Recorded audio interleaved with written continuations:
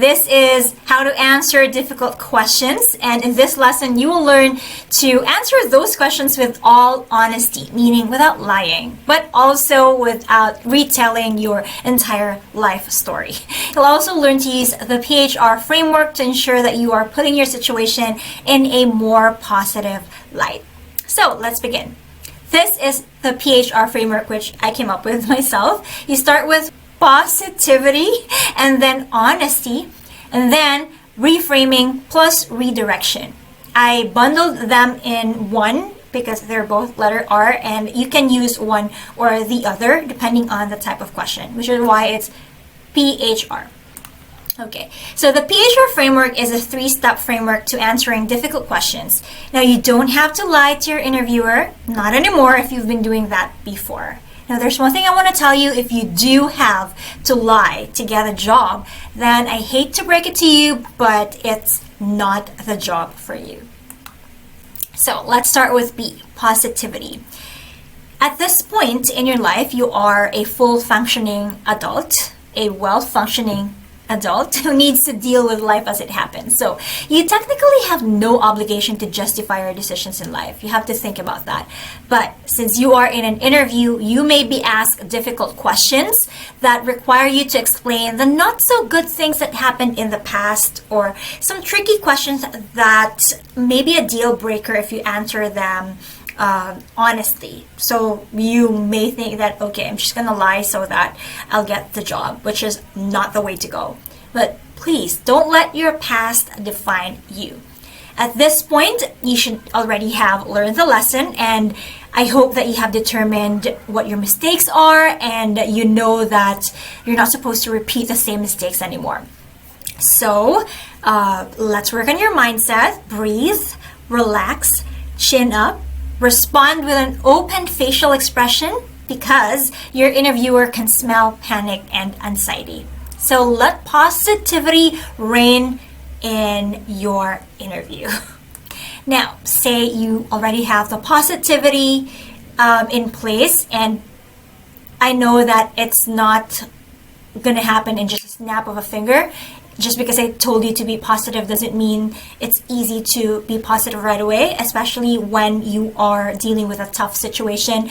But what I can tell you now is you have a choice to change your life. So it's either you stay negative and not do anything about your situation, or you turn your situation around into positive and move forward. So it's up to you. Now, let's move on to honesty. You don't have to retell your whole life story, but when asked a question, even if it's difficult to answer, you have to answer it honestly. You don't have to explain the events in your life that are not relevant to the question. Okay, no need to tell the nitty-gritty, every single detail of your life story, because you'll only open a can of worms in that case. So if the interviewer wants to know more, you will definitely be asked a follow-up question, which is why if you're not asked, then you don't have to answer it. So do the same thing. Answer honestly and move on.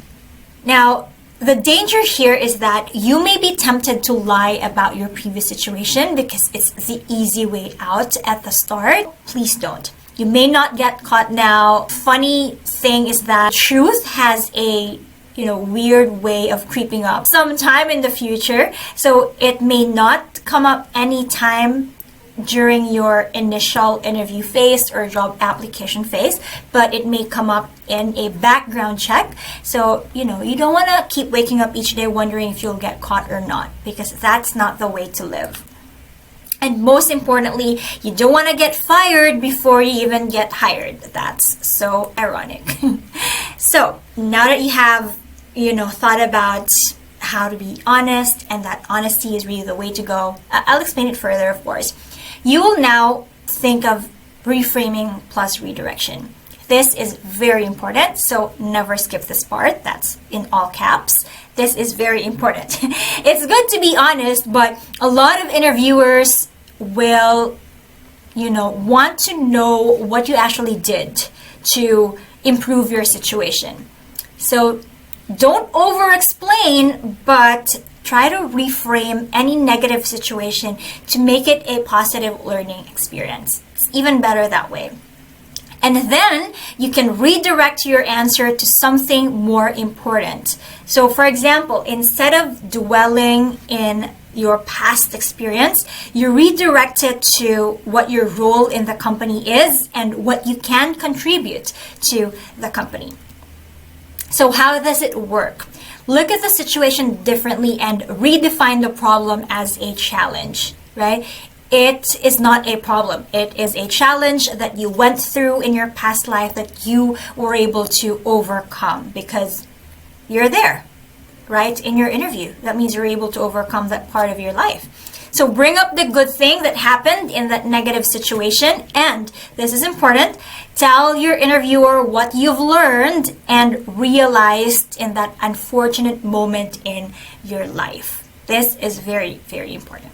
Paint a picture to your interviewer that the negative situation you're previously involved in was an obstacle where you gained skills, important lessons that you can or will apply to your role in the company. And this shows that you are taking accountability for your actions and that what you have experienced in the past is no longer an issue because you're a changed person now. You have overcome that and you've learned your lesson.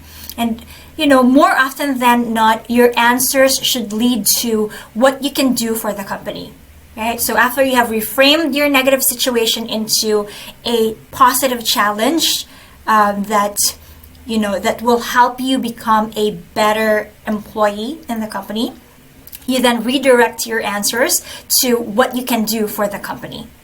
All right?